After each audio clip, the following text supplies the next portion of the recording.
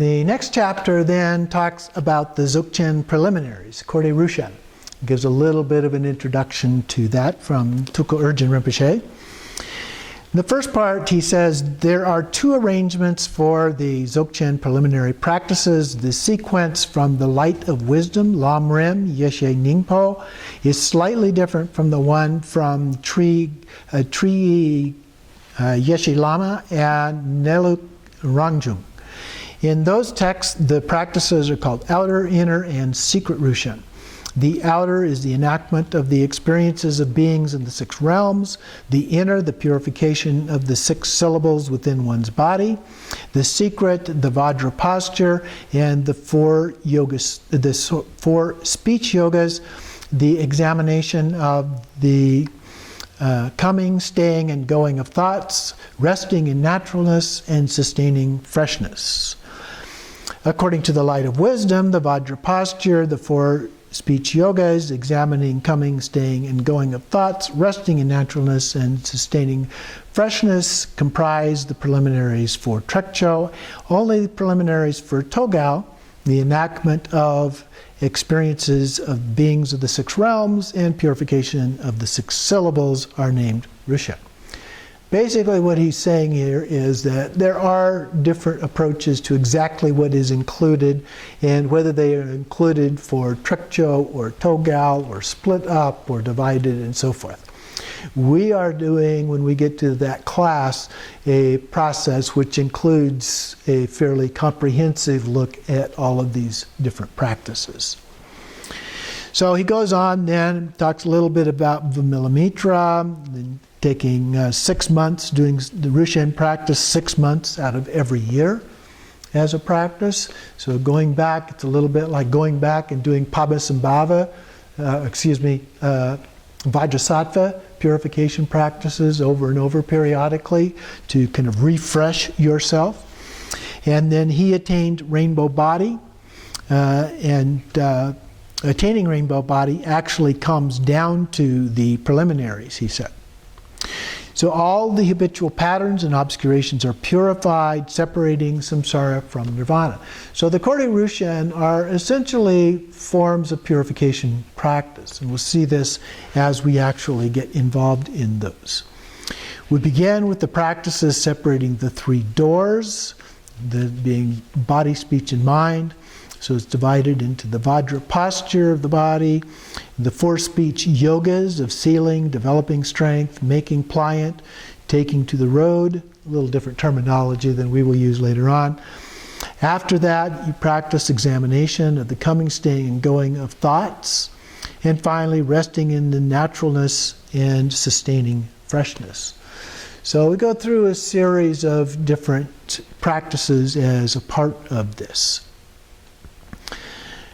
In Dzogchen, unfabricated shamatha begins when you remain in the natural state.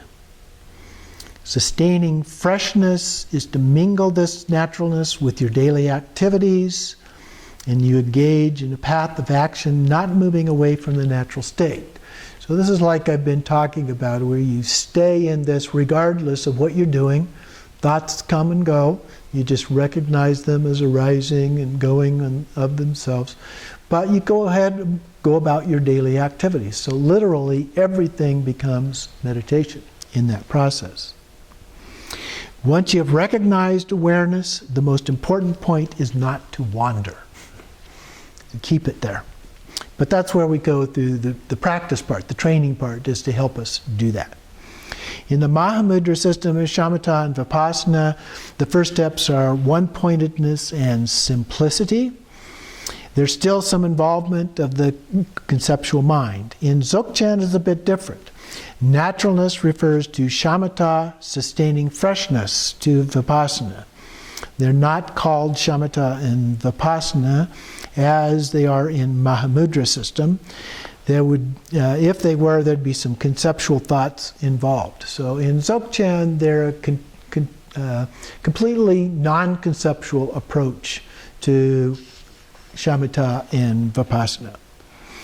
From the very beginning, Dzogchen practice is without concepts. So why should the essence be introduced? Well, why shouldn't the essence be introduced from the very beginning? Well, he says, he talks about the three words striking the vital point, which we will come to in the second part of this class, which is included in the golden letters along with some concepts on that. So why is that placed afterwards? Well, there's nothing wrong with the arrangement, he says. In the Dzogchen system, shamatha and vipassana are called preliminaries. Resting in naturalness means non-fabrication. Sustaining freshness means not losing continuity of that naturalness. So getting in it, staying in it, if you will. And so we learn to do that as a preliminary before we do the actual pointing out instructions. Okay? So it gives us some background on which to build as a part of that. And sometimes the preliminaries are more profound than the main practice. If one has the karmic potential, recognition doesn't always fit the traditional sequence. So he's admitting that, okay, this is a traditional approach, but like everything else in Buddhism, there are exceptions to everything, including this. Okay, so it can be done differently. He says, resting in naturalness and sustaining the freshness belong to the preliminaries in Dzogchen, whereas the main part is striking, the three words striking the vital point. So that really consists of the main teaching, if you will, particularly the Trekcho aspect of it. So moving on then to chapter 18, we have here the Songs of Examining by Lama Shabkar. Lama Shabkar wrote a lot of things. There's a really lovely large book. It's a little bit like reading some of the Songs of Milarepa or something, the 1,000 Songs of Milarepa. There's lots and lots of different things in there. Some are in a kind of narrative format, some are in a verse type format. It varies a little bit from one to the other. And so this one comes from these songs, and it is more in a verse type format as a part of this. So again, it's only 3-4 pages long, 3.5 pages. And so I thought that I would read through this one as a way of kind of closing out our teaching for today. Imaho. Now listen once again, fortunate and noble children of my heart. No matter which spiritual practice you may perform, it can't reach the crucial point unless you resolve your own mind. It would be like standing directly in front of a target and shooting your arrows far away. It would be like letting a thief inside your house while frantically searching for him outside of it. It would be like having a demon at the eastern door and placing a ghost trap at the western entrance. It would be like a beggar who does not know that a stone in his fireplace is made of gold, and it goes around begging for alms from others. For this reason, examine your own mind to its root in the following way, my heart children. This so-called mind thinks and knows this and that and moves about to and fro. If you pursue it, it isn't caught but vanishes, elusive as mist. If you try to settle it, it won't stay, but moves here and there and then disperses. You cannot pin it down by saying, that's it. Rather, it is an insubstantial emptiness. First examine the source of your mind, this knower of happiness and sorrow. Where does it come from? Does it come from external phenomena like mountains, rocks, water, and trees, or the wind and the sky? From something solid or from something immaterial? Where can you find its source? If you think it comes from semen and blood of your father and mother, how did that happen? After analyzing it in this way and finding no source, next examine the upper and lower body, then the sense organs, heart, and so forth. At this very instant, where is the mind? If it's in the heart, is it in the top or the bottom? What kind of shape and color does it have? When you haven't found the dwelling place of the mind, after precise examination, try finally to determine where the mind goes when it moves. Through which door in the sense organs does it lead? When it reaches outer objects in split seconds, does the body go? Or does only the mind? Is it only the mind that goes? Or do the body and mind go together? In this way, examine and analyze. This is kind of a typical Vipassana approach to things. With an emotional or thought, when an emotion or thought first arises, find the place from which it arose. Then, in the present moment, look at where it remains and whether or not it has color or form. Finally, when it spontaneously vanishes, find out where it went when it disappeared. Investigate how the mind leaves at the time of death. Analyze this precisely until you have established with certainty that it is inexpressible and utterly empty, intangible, beyond birth and death, beyond coming and going. It brings no benefit to parrot the examples and statements of others by just saying it is emptiness. For example, people may say that there aren't any tigers in a place where they are rumored to be, but you may not feel convinced that this is true. Instead, you may be disturbed by doubts about it.